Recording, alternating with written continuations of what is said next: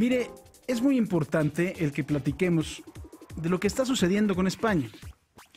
No solo por los nexos que nos unen con ese país, sino también, por supuesto, por las consecuencias que puede tener tanto para la economía de la Unión Europea, para el intercambio comercial que tiene México con aquel país, independientemente de que no sea algo tan importante, pero sí podría tener una repercusión en la forma de relacionarse que tiene hoy la Unión Europea entre ellos mismos. Y podría ser, además de todo, además del Brexit, parte de este espíritu secesionista, de este viento secesionista que está soplando en la Unión Europea. Quiero remontarme un poco, y lo he hecho ya en varias ocasiones, a la situación que vivía España desde 1978, cuando fue la primera vez que se aplicó el artículo 155 de la Constitución española, hasta nuestros días, pero pasando de forma muy importante por el 23 de febrero de 1981. El famoso golpe de Estado del teniente coronel Tejero a la Cámara de los Diputados allá en España, cuando se llevaba a cabo la sesión de la toma de posesión de Leopoldo Calvo Sotelo sustituyendo a Adolfo Suárez. Cuando Franco todavía estaba vivo, cuando el dictador estaba todavía vivo, su Alteza Serenísima estaba vivo todavía, Francisco Franco, decidió que el mecanismo de sucesión sería a través del rey de España, de Juan Carlos I de Borbón, y que éste tendría la facultad de elegir a quien gobernara España para salir de la dictadura y tendría la obligación de instaurar una democracia. Adolfo Suárez, que era un tipo muy hábil y que además sabía que el rey Juan Carlos disfrutaba mucho de su compañía, y no lo tome a mal, porque si algo ha sido en la vida Juan Carlos, ha sido, pues, ¿cómo le digo? Afecto a las mujeres, para que no se vayan a herir en ningún tipo de susceptibilidades. Adolfo Suárez lo acompañaba a esquiar, y sí, se fue poco a poco ganando su confianza, además de que era una persona de toda la confianza también de Francisco Franco, del generalísimo.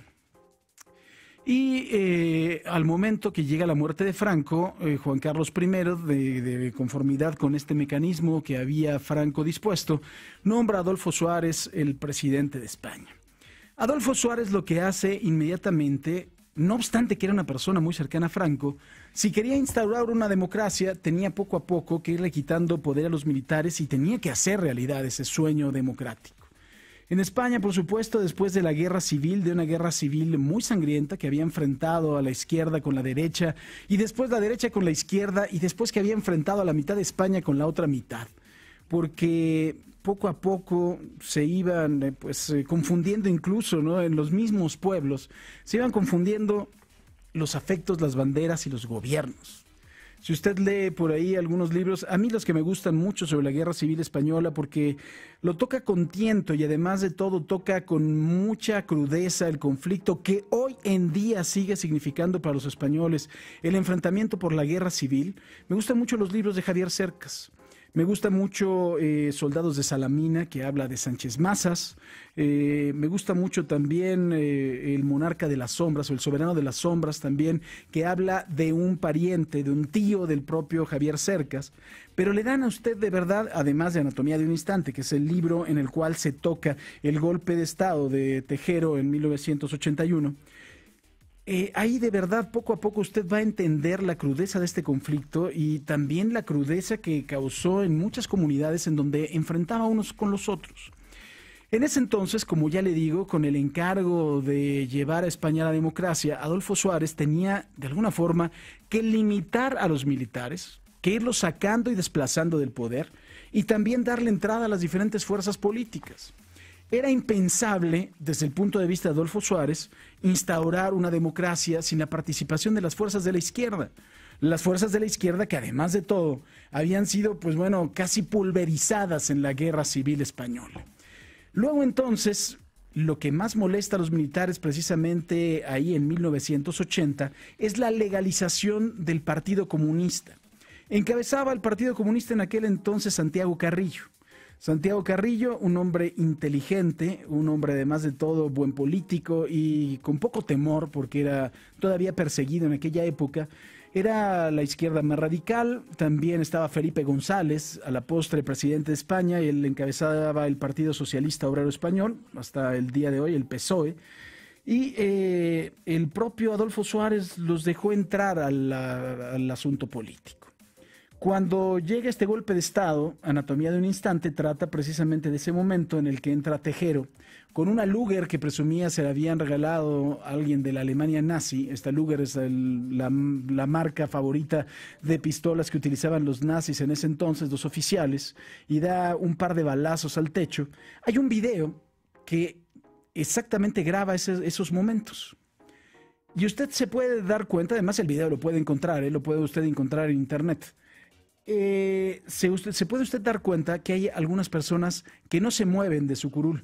La mayoría de los diputados se meten debajo del escritorio que tienen enfrente. No sé si usted ha visto alguna vez las Cortes españolas, pero tienen una forma de herradura. Y los que no se mueven de su lugar son precisamente Santiago Carrillo, Adolfo Suárez, Felipe González y el ayudante militar en ese momento y también secretario de la Defensa de Adolfo Suárez, cuyo nombre no recuerdo en este momento. Perdóname. Y precisamente el propio Javier Cercas analiza por qué no se movieron. ¿Y por qué no se movieron? Porque ellos se veían total y absolutamente muertos por este golpe de Estado. Porque era, de alguna forma, retomar el mando por parte de los militares que estaban total y absolutamente en contra de las fuerzas de izquierda. Todo lo que pasa después es una tensa espera, la participación del general Bosch, que era el que estaba en el destacamento de Valencia, la pelea entre dos oficiales en el destacamento de blindados a las afueras de Madrid, que nunca llegan a auxiliar a Tejero, que en ese momento era teniente coronel de la Guardia Civil, y también la participación de Juan Carlos I, por eso ayer le ponía el audio. Usted escuchó las palabras de Felipe VI, del rey de España, y le puse las palabras del rey emérito de Juan Carlos I de Borbón, en donde hablaba precisamente de confianza, en donde hablaba de orden constitucional y en donde hablaba del respeto a las instituciones, algo muy parecido a lo que hizo Felipe VI el día de ayer. Así que en ese marco de enfrentamiento, usted podrá entender de alguna forma qué es lo que está sucediendo en este momento en España. Porque cuando estaba Franco en el poder, el generalísimo, no había lugar para el separatismo, porque el separatismo se acababa a balazos. Y estoy hablando de verdad a balazos. Ya le contaba también el día que platicaba con Rodrigo Pacheco, que incluso el presidente del equipo Barcelona en aquella época, en la época de Franco, fue pasado por las armas después de que le montaron todo un teatro porque en el estadio del Barcelona se toleraban los insultos al generalísimo, lo cual enardeció al generalísimo e hizo que fusilaran al presidente del Barcelona en aquel entonces. De aquel entonces data la cruenta historia entre el Real Madrid y el Barcelona. Usted entenderá por qué, ¿no? Yo creo que ya es muy sencillo. En este momento hay una situación parecida. El artículo 155, lejos de lo que piensa mucha gente de la Constitución española, habla de que el gobierno central podrá tomar las medidas necesarias para poder recuperar el orden en el caso de que una comunidad autonómica le esté causando un daño al interés general de España, del Reino de España. No es tan específico como usted puede pensar. ¿Cuál es la forma en que se tiene que dar la aplicación de este artículo 155? Es algo como la desaparición de poderes que tiene nuestra Constitución, que lo tiene también que aprobar el Senado, lo mismo en España, lo tiene que aprobar el Senado. Pero en México la desaparición de poderes es absoluta y hay un mecanismo en el cual se da esa desaparición de poderes. El artículo 155 español es muy escueto. El presidente del gobierno, en este caso Mariano Rajoy, tendría que mandar un escrito al Senado en donde enliste cuáles serían estas medidas para recuperar el orden y también impedir el grave daño al interés general de España y que el Senado apruebe ese artículo 155. Mire, no le quiero hacer al jurista si ni en México lo soy, en España menos, pero hay algunos, según la opinión de algunos articulistas, hay algunos juristas que dicen que esto podría implicar la desaparición de la Generalitat, que esto podría también implicar la desaparición del Congreso Autonómico Catalán. Hay muchas teorías, pero en la realidad pues no puede darse una solución más que aquella que Rajoy pueda ahora sí negociar en lo político al interior del Senado español. ¿Cuál será esa solución? Se tiene que aplicar de inmediato. Ahora sí, ya el reloj está corriendo. Las palabras de Felipe VI del día de ayer no sé si sirvan algo la unidad de España, porque nunca le habló a los secesionistas, ¿eh? Habló de la deslealtad de las autoridades catalanas y habló también que esas propias, de la locura que es, el sin razón que significa, que las propias autoridades catalanas que fueron instituidas por la Constitución, ahora resulta que están desconociendo la Constitución que les da origen. Pero nunca habló del espíritu que puede tener válido cualquier catalán que quiera separarse de España, con el grave daño que le puede causar eso a España. Hay que recordar también, no es tan sencillo como hemos escuchado en las calles, no, claro, pues ahora nada más lo que tenemos que esperar es que se declare independiente a Cataluña y ya, pues no. Recuerde usted que el principal cliente comercial, por ejemplo, de Cataluña es del propio Reino de España. Le aseguro que no van a hacer, si eso sucediera, no van a darse las mismas condiciones económicas. En ese momento habría, por supuesto, pues graves sanciones económicas. La situación no es nada sencilla como usted la puede escuchar, pero creo que de alguna forma tendrá usted que darse cuenta de este espíritu de enfrentamiento que está viviendo España en este momento. El espíritu de enfrentamiento que sabe en qué lo puede usted significar.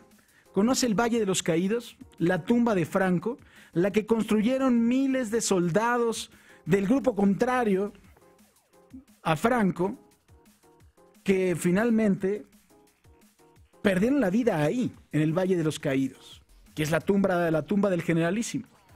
Un monumento que hoy en día piden muchos que se cierre y que de hecho en los hechos ya no se puede visitar, que está regularmente cerrado, aunque es un parque nacional. El Parque Nacional del Valle de los Caídos. Y ahí, en eso, puede usted encontrar el espíritu de enfrentamiento de toda España, de entre un bando y otro, entre el secesionismo y el no secesionismo. Y no es un asunto que se va a resolver con un referéndum, ¿eh? Es un asunto que se resuelve con la política y con las razones, las cuales están escasas, en un bando y en el otro. No sé si esté de acuerdo conmigo y si le puedo servir en algo, si le puedo explicar algo, si me faltó alguna aclaración o tiene usted alguna duda, con gusto estoy dispuesto a aclarársela en lo que resta del programa.